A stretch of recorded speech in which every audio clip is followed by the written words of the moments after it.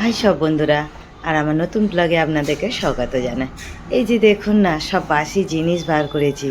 আজকের নতুন রান্না দেখাচ্ছি। আমি না বাসি জিনিস ঝপ করে ফেলি না, তা এগুলো না ছোট ছোট রিলস করে দেখিয়েছি, কিন্তু সম্পূর্ণভাবে ভালোভাবে ব্লগে দেখায়নি। তো সেটাই আজকে তোমাদেরকে দেখানোর জন্য এই যে রেডি করে ফেলেছি। বেসন গুলে রেখেছি, আর ডিম আলু সেদ্ধটাকে এই যে কাঁচা পেঁয়াজ দিয়ে কাঁচা লঙ্কা দিয়ে মাখিয়েছি। তারপরে চিকেনটা ছিল, এই যে চিকেনটাকেও বেসন দিয়ে পেঁয়াজ দিয়ে কাঁচা লঙ্কা দিয়ে মাখিয়েছি। জানেন, চিকেনটা প্রচুর নুন হয়ে গিয়েছিলো, তো বেসন দিয়ে পকোড়া করতে এক ফোঁটা নুন ছিল না। তা সেইগুলো ভাবলাম কেউ খেতে চাইছে না। জানেন, একদিন সেদ্ধ ভাত করেছিলাম, সেদিনে কি হয়েছিল, কেউ খায়নি, পড়েছিল। এক্সট্রা খাবার হলে যা হয়, তা যাই হোক, ভাবলাম একটু পকোড়া করে দিই। পকোড়া করে দিলে এরা আরামসে শুধু মুখে সস দিয়ে খেয়ে নেবে। তো সেই জন্য বসে বসে চিন্তা করে আর এইগুলো নিয়ে এই যে বসে পেরেছি। আজকে সন্ধেবেলার খাবার এইগুলোই হবে। এটা হচ্ছে আলু আর ডিম দিয়ে করছি, একটু চপের মতো, বোমের মতো বেশ বড় বড় গোল গোল করছি, কেননা সন্ধে হয়ে গেছে। তা ভাবলাম একটু চপের শেপে করবো, একটু সময় লেগে যাবে, সেই জন্য গোল গোল করে ভেজে নিচ্ছি। এই যে এগুলো হচ্ছে আমার এক উঁজল ভাজা হলো। একে আবার জানেন ডবল করে ভাজবো। ডবল করে ভাজলে কি হয়, তোমার মচমচে হয় বেশ। সেই জন্য একটু সাদা সাদা মতো আছে, নামিয়ে রাখছি। আর আমি রান্না করলে না খুব ধীরে সুস্থে রান্না করি। তেল ছিটকানোর ভয়, এত বয়স হয়ে গেল এখনও আমার ওই তেল ছিটকে যায় না, খুব ভয় লাগে, আর শরীরেই পড়ে। সেই জন্য আমি একটা একটা করে তুলছি, একটু অনুমনস্ক হলে। আর এই যে আদত হয়ে গেছে মোবাইলটা এক হাতে ধরে এক হাতে ভিডিও করা। আমি না একটা ছোট্ট স্ট্যান্ড আছে কম দামে, কিন্তু তাতে না করেই হাতেই যেন মনে আমার সুবিধা হয়।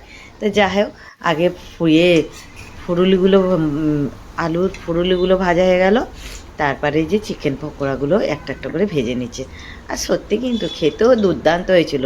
এরকম তো আমি প্রায় দিন করি। কারা এরকম করে, বাসি জিনিস থাকলে ফেলবেন না। এরকম কাঁচা পেঁয়াজ সরু সরু করে সুন্দর করে কুচিয়ে আর কাঁচা লঙ্কা দিয়ে করে নেবেন, খুব সুন্দর খেতে লাগে।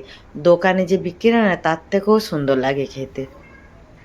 আমি তো প্রায় দিন করি, এর আগেও অনেকবার তখন করে ভিডিও ছেড়েছিলাম, আবার ফিরে কতদিন পরে বানাচ্ছি, তো সেই জন্য ভাবলাম চলো এবারেও দেখিয়ে দিই।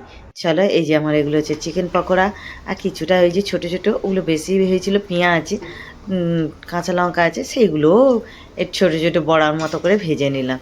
আর খেতে তো অসাধারণ হয়েছিল।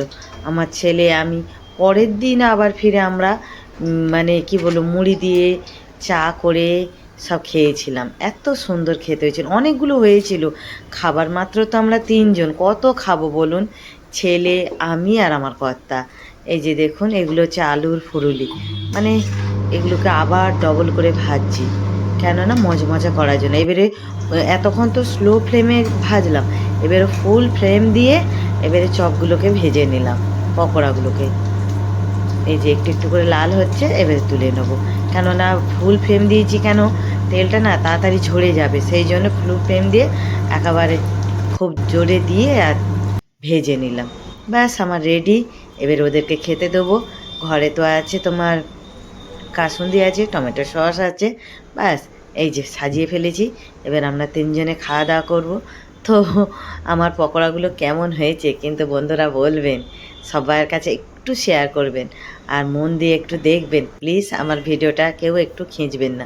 চলুন ঘরে যাই, ঘরে বসে খাবো, টেবিলে খাবো না, সব বিছানাতে বসে গল্প করব তিনজনে আর খাবো। কি করবো, তিনটে তো প্রাণী আছি, তাই না বন্ধুরা? তা আজকের ব্লগটা এই পর্যন্ত। ভালো লাগলে লাইক করবেন, শেয়ার করবেন, আর আপনারা সব ভালো থাকবেন। টাটা।